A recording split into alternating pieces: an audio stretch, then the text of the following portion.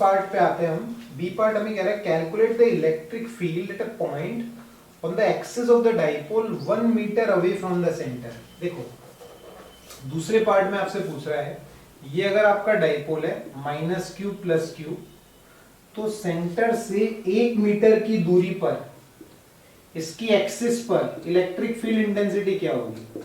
देखो बच्चों, आपको रिजल्ट कौन से याद होने चाहिए, आपको ये ध्यान होना चाहिए कि अगर ऐसे एक डाइपोल है तो उसके कारण सेंटर से r दूरी पर जो इलेक्ट्रिक फील्ड इंटेंसिटी होती है वो क्या होती है 2kp/r², 2kp/r³।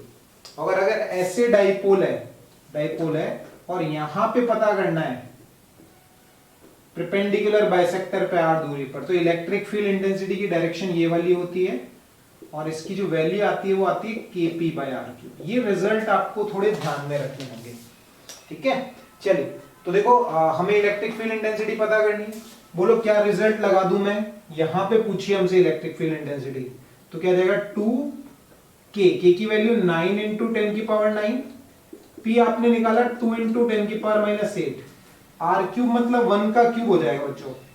तो सॉल्व करोगे आप इलेक्ट्रिक फील्ड इंटेंसिटी, देखो कितनी आएगी 4 और 9 36 × 10⁻⁻1, तो मेरा आंसर आ रहा है 360 न्यूटन पर कूलम, 360 न्यूटन पर कूलम। तो देखो बी पार्ट का हम चेक कर लेते हैं, बिल्कुल सही आंसर है 360 न्यूटन पर कूलम।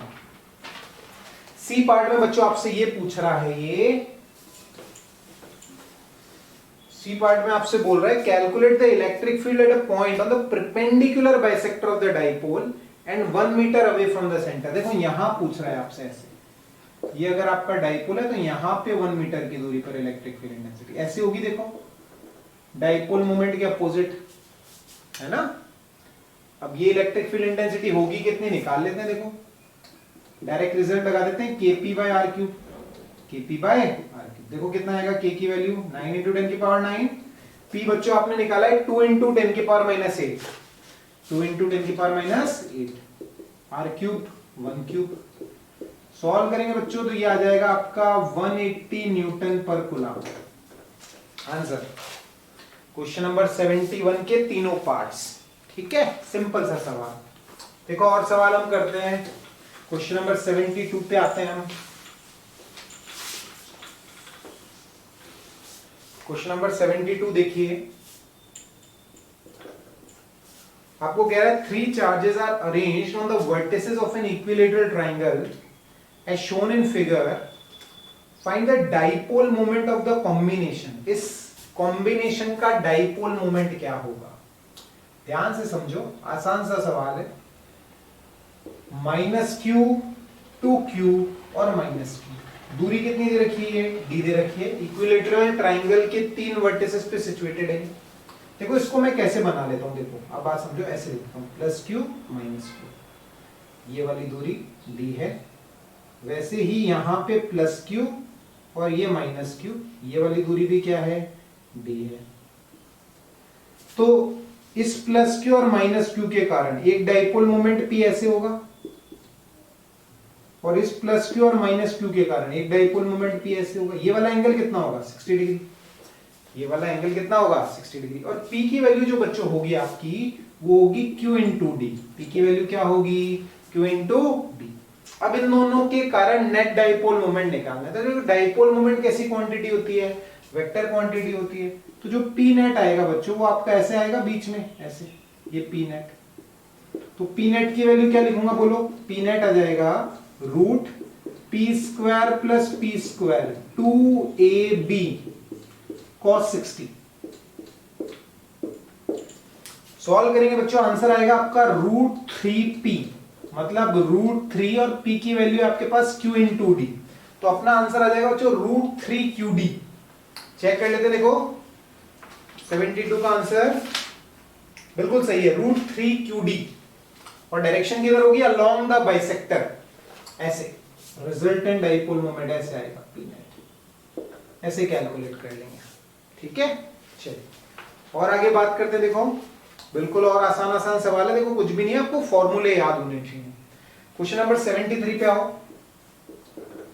क्वेश्चन नंबर 73 आपको क्या कह रहा है, find the magnitude of electric field at the point P in the configuration shown in figure for D greater than A। बिल्कुल फॉर्मूला बेस्ड सवाल है, देखो कुछ भी नहीं है।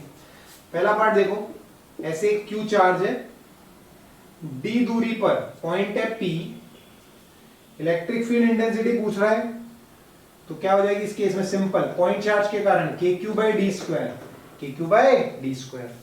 यहां देखो ऐसा सिस्टम दे रखा है आपको, -Q + Q, ये पॉइंट P है, यहां से दूरी D है, ये दूरी A, और आपको बोला है D greater than A है। D greater than क्या है, A है। तो आपको इलेक्ट्रिक फील्ड इंटेंसिटी का रिजल्ट लगाना है ऑन इक्वेटोरियल लाइन। तो देखो यहां पर जो इलेक्ट्रिक फील्ड इंटेंसिटी होगी वो इस डायरेक्शन में होगी, है ना। पिछले क्वेश्चन में मैंने आपको फॉर्मूला भी बताया था, बताइए फॉर्मूला क्या हो जाएगा, इलेक्ट्रिक फील्ड इंटेंसिटी कितनी आ जाएगी, बोलो, KP/R³। R की जगह क्या है, D है, तो KP/DQ, इलेक्ट्रिक फील्ड इंटेंसिटी का एक्सप्रेशन आ गया। और डायरेक्शन जो होगी वो डाइपोल मोमेंट की क्या होगी, अपोजिट होगी, डाइपोल मोमेंट के अपोजिट होगी, है ना। इसे कैलकुलेट कर लोगे आप।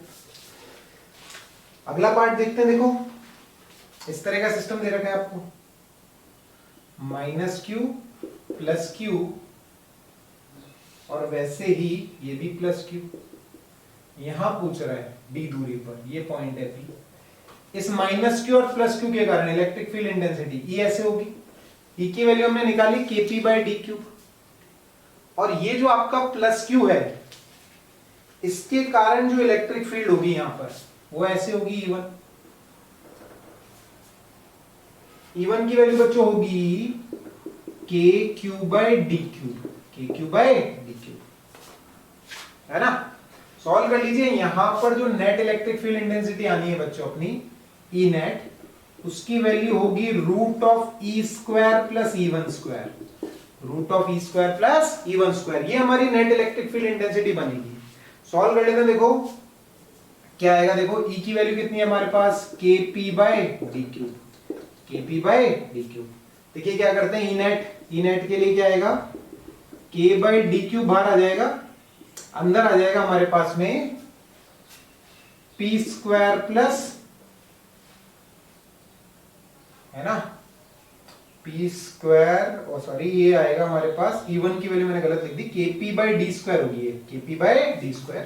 तो मैं K/D² बाहर ले लेता हूं, K/D² मैंने कॉमन ले लिया, यहां आ जाएगा हमारे पास P²/D²,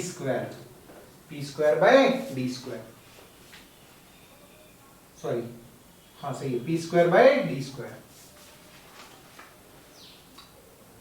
और यहां पर जो आएगा आपके पास में E1 का स्क्वायर, ये आपके पास में बन जाएगा Q²। मेरा आंसर ये आ रहा है, चेक कर लेते, देखो तीनों पार्ट्स के हमारे आंसर। पहला पार्ट सही है, Q/4πε0r²। दूसरा देख लीजिए KP/D³, ये भी सही दे रखा है। तीसरा पार्ट देखिए, आंसर चेक मिला लीजिए, K/D³, Q², बिल्कुल सही है। इसको भी आप सॉल्व करेंगे तो फॉर्म में आ जाएगा, पीछे वाली फॉर्म में। देखो इसने बेसिकली क्या कर रखा है, इसको भी यहां मल्टीप्लाई कर दिया और D बाहर निकाल लिया, तो K/D³ √P² + Q²D², ये हमारा थर्ड पार्ट का आंसर आ जाएगा। बिल्कुल सही कैलकुलेशन है हमारी, कोई घबराने वाली बात नहीं है ना, बिल्कुल सिंपल। बेसिक कॉन्सेप्ट आपके क्लियर होने चाहिए। डाइपोल के कारण इलेक्ट्रिक फील्ड इंटेंसिटी का एक्सप्रेशन आपको ध्यान होना चाहिए। बाकी क्या है, देखो इस सवाल में इसमें वेक्टर हमने यूज कर लिया थोड़ा, कि E1 इधर है, इधर है, ठीक है। देखो बच्चों, क्वेश्चन नंबर 75 की बात करते हैं हम। Assume that each atom in copper wire contributes one free electron. Estimate the number of free electrons in a copper wire having a mass of 6.4 gram. Atomic mass of copper is 64 gram. सबसे पहले आप निकाल लो number of moles. Number of moles कितने होंगे, 6.4/64, 1/10 moles होंगे। कितने होंगे, 1/10 मोल्स, ठीक है। अच्छा, एक मोल में कितने एटम्स होते हैं, एक मोल में 6.023 इंटू 10 की पावर 23 एटम्स होते हैं। तो 1/10 मोल के अंदर कितने एटम्स होंगे? 6.023 इंटू 10 की पावर 22 एटम्स होंगे। कितने एटम्स होंगे? अब देखिए, अब आपसे बोल रहा है हर एक एटम के अंदर एक फ्री इलेक्ट्रॉन है। तो अगर एक एटम के अंदर एक फ्री इलेक्ट्रॉन है तो 6.023 इंटू 10 की पावर 22 एटम्स के अंदर कितने फ्री इलेक्ट्रॉन्स होंगे? देखिए 1/1 6.023 इंटू 10 की पावर 22 फ्री इलेक्ट्रॉन्स। बस इतना सा सवाल था कि 6.4 ग्राम कॉपर के अंदर कितने फ्री इलेक्ट्रॉन्स होंगे। तो यूनिटरी मेथड से इस तरह से आप इसको सॉल्व कर सकते हैं। बिल्कुल बेसिक सा सवाल है ना।